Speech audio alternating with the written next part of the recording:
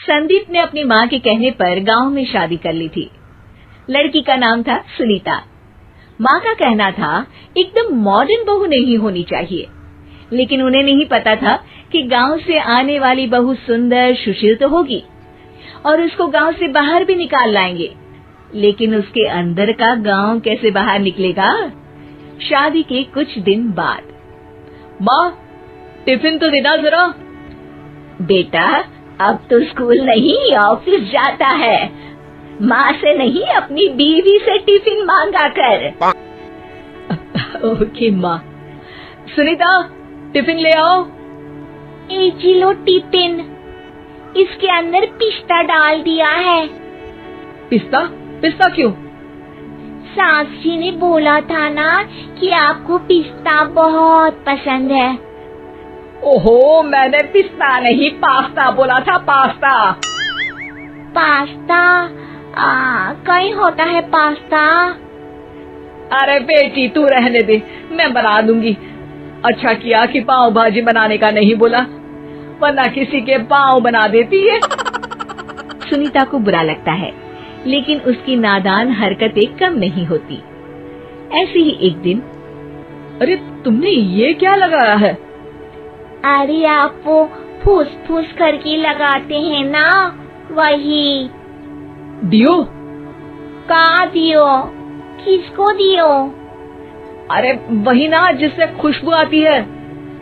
हाँ सही पकड़े हैं। अच्छा लेकर तो आना। कौन सा डियो लगाया तुमने? अभी लेकर आते हैं जी। संदीप की बात मानकर सुनीता अंदर से खुशबू वाला फुसफुस लेकर आती है। OMG! OMG मतलब ओ माय गणेश ना।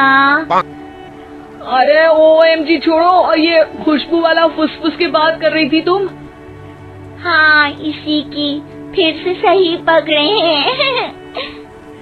अरे देवी, लेकिन आप सही नहीं पकड़े हैं, ये डियो नहीं है।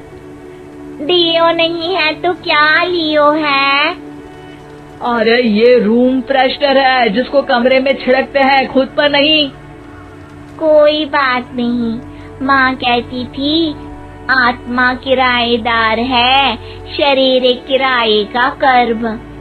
हम शरीर पे ये डाल लिए तो क्या फर्क पड़ जाएगा।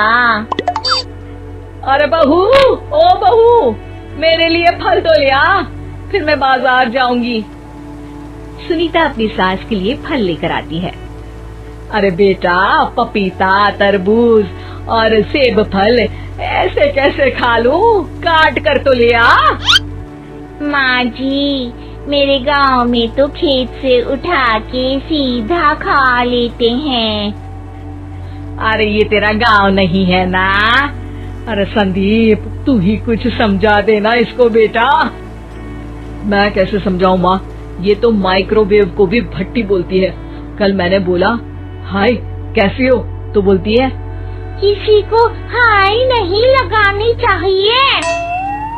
अरे सुनीता, तेरा क्या होगा?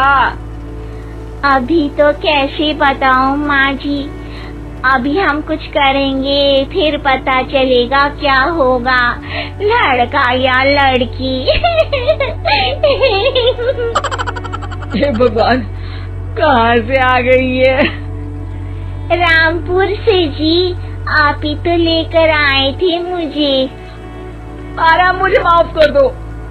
पहले कोई गलती तो करिए जी, आपकी तो सारी गलती माफ कर देंगे हम। हाँ अरे बहू, मेरी बात सुन, फल यानी कि फ्रूट जब भी लाए ना तो काट कर लाना, ठीक है? जी ठीक है माँ जी, फल यानी फ्रूट यानी काट के लाऊंगी। सुनीता रोज ही कोई ऐसी हरकत कर देती जिसकी वजह से उसे घर में दो बातें सुननी पड़ती। एक दिन, माँ मेरे बॉस घर पर आने वाले हैं शाम को, उनका बर्थडे है, फैमिली साथ नहीं रहती उनके, तो यही पार्टी कर लेंगे। उनको अच्छा लगा तो शायद मेरा प्रमोशन भी हो जाएगा। मैं ना फ्रूट केक लाकर फ्रिज में रख दूंगी और तेरे साथ आज खाना मैं बनाऊंगी, ताकि जब साहब आए तो खाने में कोई गड़बड़ ना हो। शाम को जब सारी तैयारियां हो जाती है, संदीप के साथ बड़े साहब भी घर आते हैं। आप फ्रूट केक तो ले आना बहू, फिर खाना खाएंगे।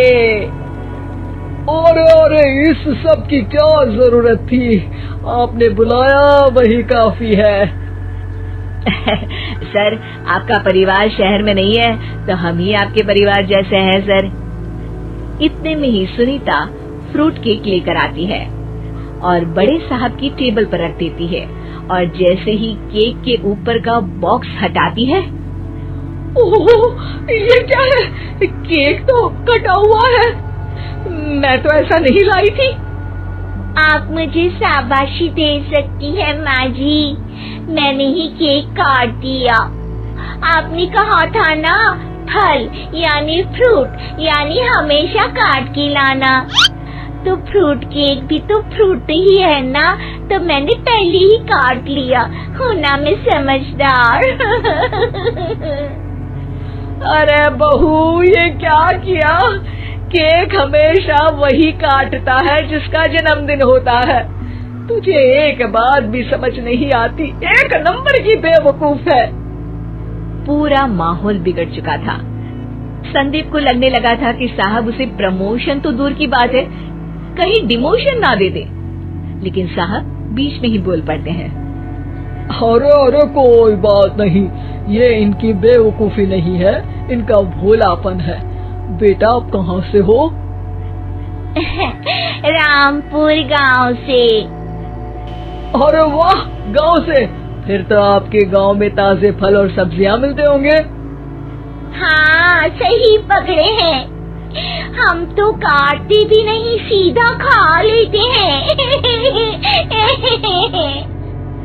मैं ना एक बार तुम्हारे गांव घूमने जरूर चलूंगा। क्यों संदीप, ले चलोगे ना? मुझे गांव घूमना बहुत पसंद है। बस फिर क्या था, संदीप और सास दोनों खुश हो गए, क्योंकि साहब को सुनीता ने गांव की बात करके खुश कर दिया था। अब संदीप का प्रमोशन पक्का था। शिक्षा, कभी भी किसी भी गलती पर घबराना नहीं चाहिए। हो सकता है कि उस गलती की वजह से आगे बड़ा फायदा हो जाए।